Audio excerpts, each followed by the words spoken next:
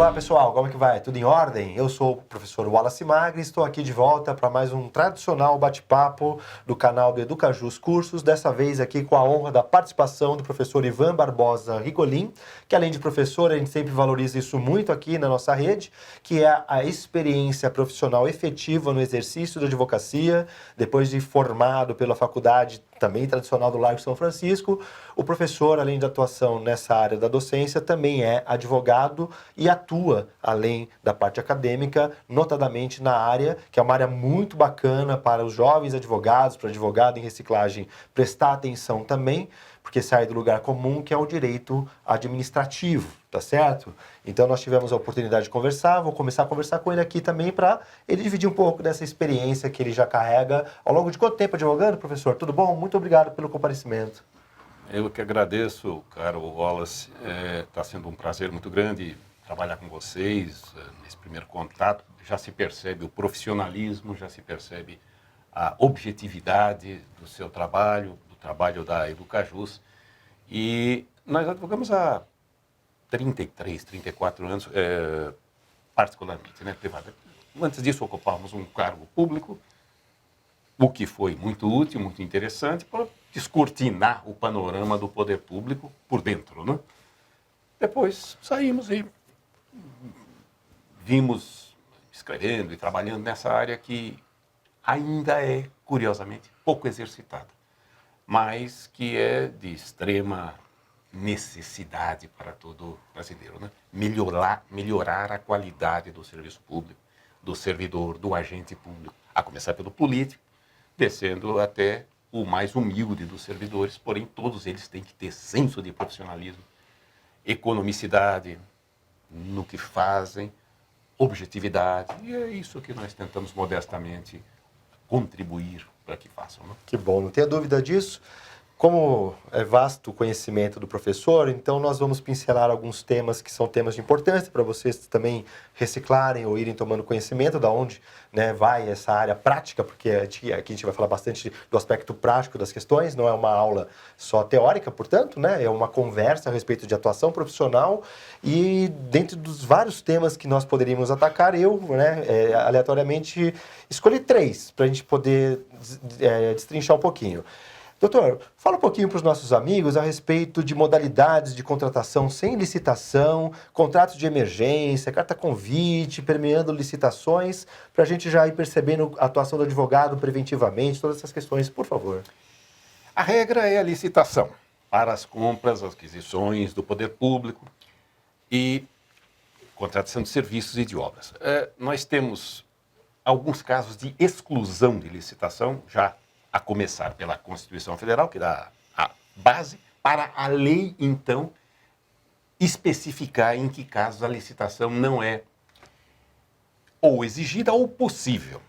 Então, existem licitações dispensadas pela própria lei de licitações, licitações dispensáveis, um elenco que está na lei, um elenco taxativo, exaustivo, não existem outras hipóteses, hoje são 33 na Lei Nacional de Licitações, e licitações inexigíveis. São aquelas que, pela natureza do objeto a ser contratado, não faz sentido licitar, na técnica da lei. Na prática, a coisa é um pouquinho diferente, feliz ou infelizmente. Mas a licitação afastada, em geral, se dá por dispensabilidade. Quem assume o ônus de caracterizar aquele objeto, aquela hipótese de contratação necessária para a administração, como sendo possível diretamente sem licitação, é a autoridade. Então, é sempre uma responsabilidade, não deixa de ser um risco para ela.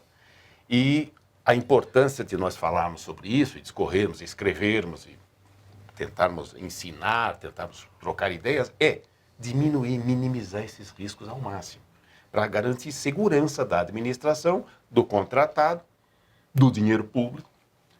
E existem, então, como eu disse, 33, hoje, na lei de licitação, existem 33 hipóteses de licitações dispensáveis. Variam os motivos, desde valor, alçada, até os casos mais inclusive casuísticos e particularizados, que atenderam a necessidades e a modismos da época. A lei foi sendo sempre acrescida de novas hipóteses. Imagina, começou com 14 hipóteses em 93. Hoje temos, e já de algum tempo, temos 33.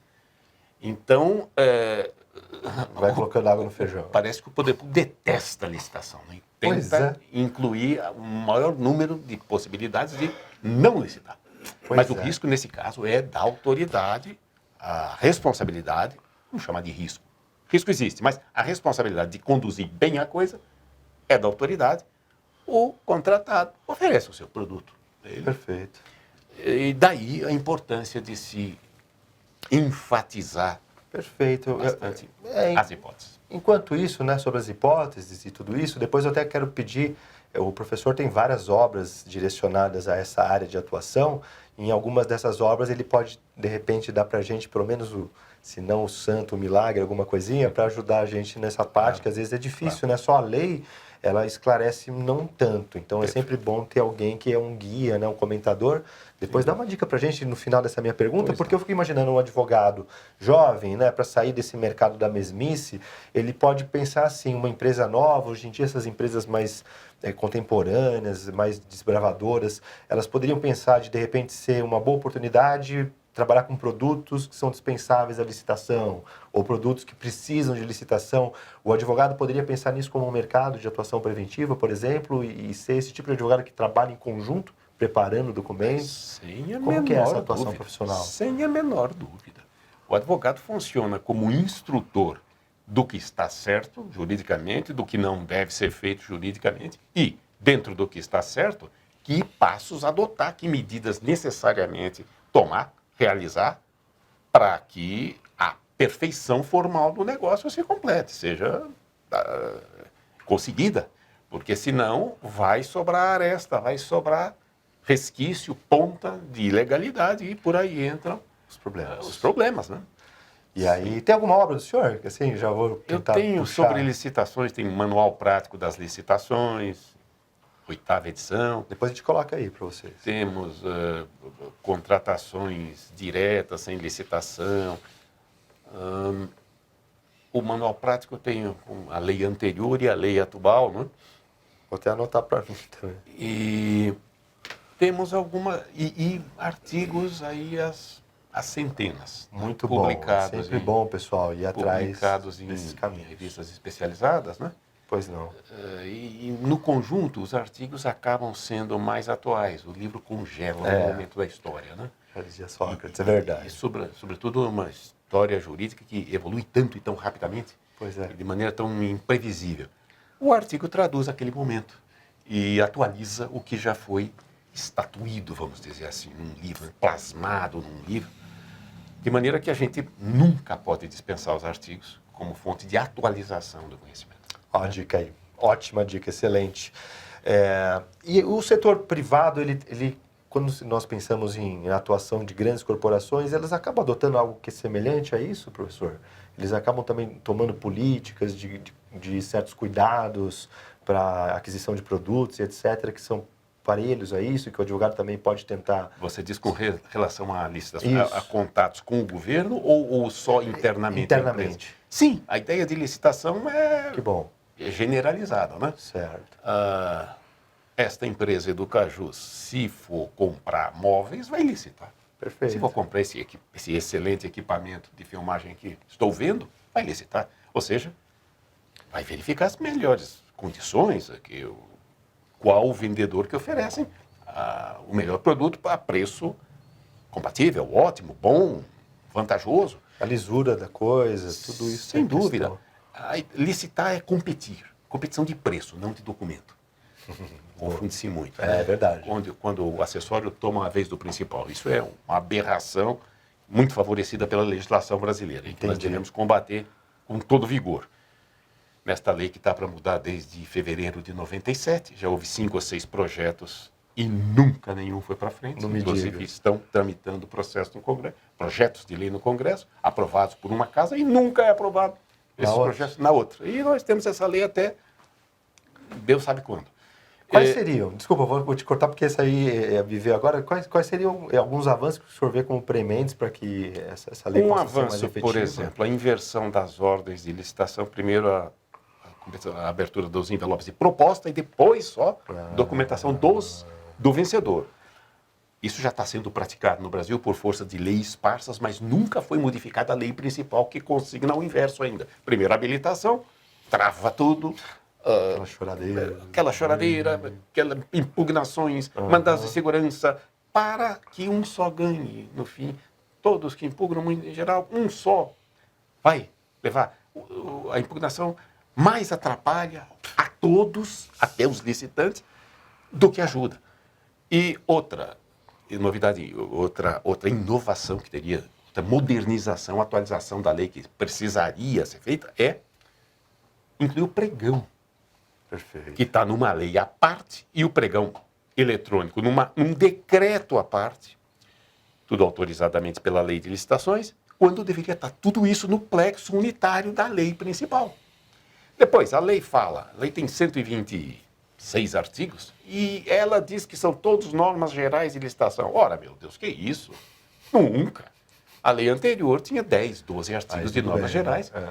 E essa aqui se diz inteira de normas gerais. Quer dizer, umas incongruências, umas atecnias excrescentes. E depois, por exemplo, falou de artigo, eu tenho um artigo sobre ideias para a alteração da lei de licitações. Foi um dos maiores artigos que eu já escrevi em volume. Em espaço comum, 1,5, formatação comum, dá mais de 50 páginas. Sugestões objetivas e práticas. Quer dizer, é uma selva escura e tenebrosa, não é? Que nem de Dante. Então, a gente precisaria ter um dia inteiro para falar sobre isso. Mas existem temas mais palpitantes, né, dentro desses. Certo, é por isso que eu acho que eu vou desde já estender um convite para uma próxima participação do professor Ivan Barbosa Rigolin. Eu ia falar um pouco sobre atuações em outras searas, mas eu acho que vamos guardar isso aqui. Ele vai trazer alguns cursos para o Educajus. Hoje era o dia da gente conhecer, vocês conhecerem melhor, quem não conhecia o professor. Gente, compartilhando conhecimento compartilhado de alto nível, vão atrás das obras, dos artigos do professor e abram os olhos para essas áreas de atuação profissional especializadas que às vezes a gente acaba deixando passar batido. Pode ser para o setor público, privado. Preparem-se e aproveitem o conhecimento que o professor compartilha conosco. Professor, mais uma vez, muito obrigado pela tua presença aqui. Aguardamos seus cursos para podermos divulgar para os nossos subscritores. Eu é que agradeço, Wallace, pela excelente recepção que tive e pela excelente impressão que tive desde antes desta empresa. Muito obrigado. Muito obrigado. Até logo, pessoal.